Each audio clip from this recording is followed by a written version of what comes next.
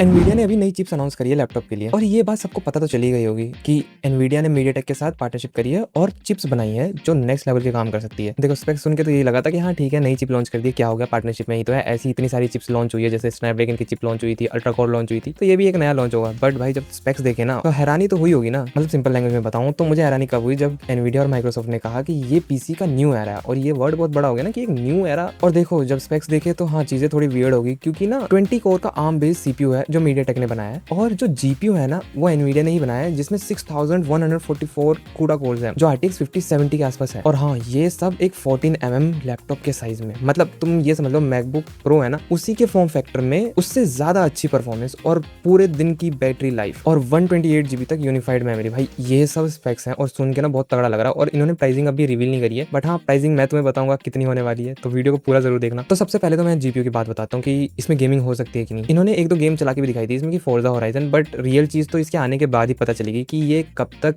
Handle कर पा रहा है। और रे ट्रेसिंग और डीएलएसएस ये सब चीजें हैं और इसके लिए ऑप्टिमाइज है। पर सबसे इंपॉर्टेंट चीज पता क्या है, अगर तुम प्रेजेंटेशन देखो ना 1/3 से ज्यादा पार्ट ना सिर्फ एक ही चीज पे फोकस था, एआई एजेंट्स। ऐसा कह लो कि जैसे तुम एआई यूज करते हो, तुम एलएलएम्स को यूज करते हो, जैसे चैट जीपीटी हो गया, क्लाउड होगा, जेमिनी होगा, ये एलएलएम्स है। तुम इन पे मैसेज डालते हो, क्लाउड पर प्रोसेसिंग होती है, फिर वहां से तुम्हारे पास आंसर आता है। बस इतना सिंपल है। बट जो एआई एजेंट्स है ना ये तुम्हारे लैपटॉप में ही होंगे। और देखो एआई एजेंट जैसे टूल अभी तो एग्जिस्ट करते ही हैं, जैसे तुम्हें ओपन क्लो का नाम सुना ही होगा कि हाँ तुम्हारे लैपटॉप में बैठ जाता है और सारे काम करके देता है। बट प्रॉब्लम एक है ना कि तुम्हारा डेटा सिक्योर है या नहीं, तुम्हारा डेटा कहाँ से कहाँ यूज हो रहा है ये तुम्हें नहीं पता है। और एक और प्रॉब्लम थी कि उसको सेटअप करना मुश्किल था, मतलब हाँ थोड़ा सा मुश्किल था, नॉर्मल यूजर नहीं कर सकता है। अब प्रॉब्लम पता है क्या है कि एआई को ना क्लाउड पे चलाना चलो बढ़िया है, क्योंकि पास भाई सर्वर है पूरा का पूरा। जो ये एआई के मॉडल्स होते हैं ना इन्हें मेमोरी में रखना पड़ेगा, और तुम्हें पता है जो अच्छे मॉडल्स होते हैं ना वो मेमोरी पी जाते हैं पानी की तरह, बहुत ज्यादा भूखे होते हैं मेमोरी के लिए। इसलिए इन लैपटॉप में 128 GB तक की यूनिफाइड मेमोरी है, और शायद ये भी कम पड़ सकती है। अब देखो मैकबुक प्रो जैसे सिस्टम्स अवेलेबल थे जो ये काम कर सकते थे, बट ये उससे भी ज्यादा एफिशिएंट है, उससे भी ज्यादा पावरफुल है, और उससे भी ज्यादा महंगे हैं। इनका प्राइस मैं बता रहा हूँ आराम से 2.5 लाख के पार जाएगा, क्योंकि मैकबुक प्रो भी देखोगे ना तो इतने के ही हैं। अब तुम्हें कोई क्यों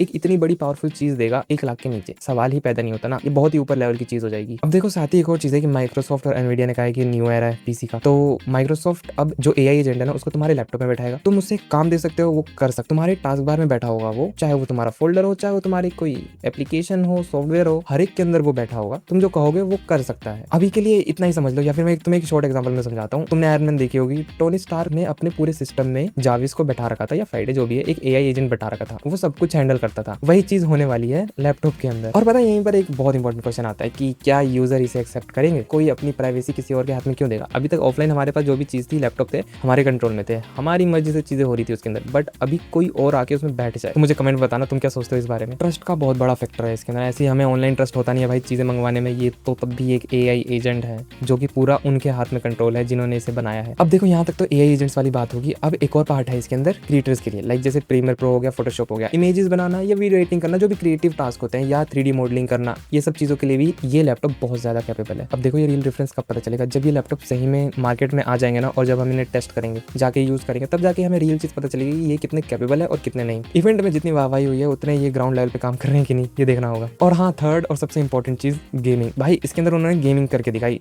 मतलब गेमिंग वाला पार्ट इतना हाईलाइट नहीं किया, पर हाँ उसमें फोर्जा चला रहे थे वो। तो अब ये तो टेस्ट करना ना कि हाँ भाई 3-4 घंटे 8-8 घंटे क्या वो लैपटॉप गेमिंग कर पा रहा है, कितना थ्रोटल कर रहा है, कितना थ्रोटल नहीं कर रहा है, क्या हालात हो रही है उस लैपटॉप की, ये देखना है। और सबसे इंपॉर्टेंट चीज भाई तुम लोगों को पता होगा जो भी गेमिंग करते हैं, भाई बिजली बहुत जाती है, 180 वोल्ट, 240 वोल्ट, 500 वोल्ट की पावर सप्लाई बहुत नॉर्मल है भाई। तो लैपटॉप में गेमिंग कैसे पॉसिबल है ये देखना है, जिसकी वो बैटरी का दावा कर रहे हैं एक दिन चलेगी। तुम समझ पा रहे हो कि मैं क्या कहना चाह रहा हूँ, कि डायरेक्ट पावर पे गेम खिलाएंगे या बैटरी पे गेम खिलाएंगे। बट हाँ वही एक और साइड बात आ जाती है कि एनवीडिया ने ये अभी तक नहीं कहा है कि ये गेमिंग फर्स्ट लैपटॉप है, ये एआई फर्स्ट लैपटॉप है, ऐसा कह सकते हैं। और हाँ ये स्लिम फॉर्म फैक्टर में है, जैसे लिनोवो की योगा सीरीज है ना, अजूस की प्रो आर्ट सीरीज है, पतले फॉर्म फैक्टर में क्रिएटर्स वाले लैपटॉप, बढ़िया स्लिम लुक में प्रीमियम बिल्ड के साथ, वही वाले लैपटॉप होने वाले हैं। प्राइस तो मैंने तुम्हें बता ही दिया कि मतलब 2.5 लाख से नीचे इसका नहीं होने वाला है, ये लिख करके ले लो, इससे ज्यादा ही होगा। तुम सोचोगे नहीं भाई 1 लाख से नीचे हो सकता है, नहीं होगा यार, जिसने इतनी मेहनत करी हो तुम इतने सस्ते में क्यों देगा, तुम मुझे बताओ जरा। तो चीप होगा ये एक्सपेक्ट करना बंद कर दो, काफी महंगा होगा। तुम 2 लाख तक भी सोच रहे हो तो नहीं भाई, ये 2 लाख के पार जाएगा बहुत आराम से। ये इवेंट जिन्होंने देखा उनको समझ आ चुका होगा, और अब तुम्हें भी समझ आ गया होगा यहाँ क्या होने वाला है। अब देखो RTX Spark जो चिप है, अब इसकी स्टोरी अब एक लैपटॉप तक तो रहने नहीं वाली, क्योंकि अभी हमारे साथ होने वाला है। मतलब 2-3 साल में शायद ये नॉर्मल हो जाएगा, सभी के लैपटॉप में एक एआई एजेंट बैठा हुआ है। अब देखते हैं फ्यूचर कहाँ लेके जाता है, और ये देखना इंटरेस्टिंग तो होगा ही भाई कि क्या होने वाला है। और अब तुम बताओ कि अगर तुम्हारे लैपटॉप में एक लोकल एआई बैठा हो जो एप्स यूज कर सकता है, जो मल्टीटास्क कर सकता है, क्या तुम उसे यूज करोगे या नहीं? नहीं, या तुम कोई भी काम को मैनुअली करना पसंद करोगे, मुझे जरूर बताना, ठीक है। और वीडियो पसंद आई तो लाइक जरूर कर देना, और सब्सक्राइब नहीं किया तो सब्सक्राइब कर दो यार, ऐसी वीडियोस आते रहती है। और मैं मिलता हूँ तुमसे अब अगली वीडियो में, तब तक के लिए बाय बाय।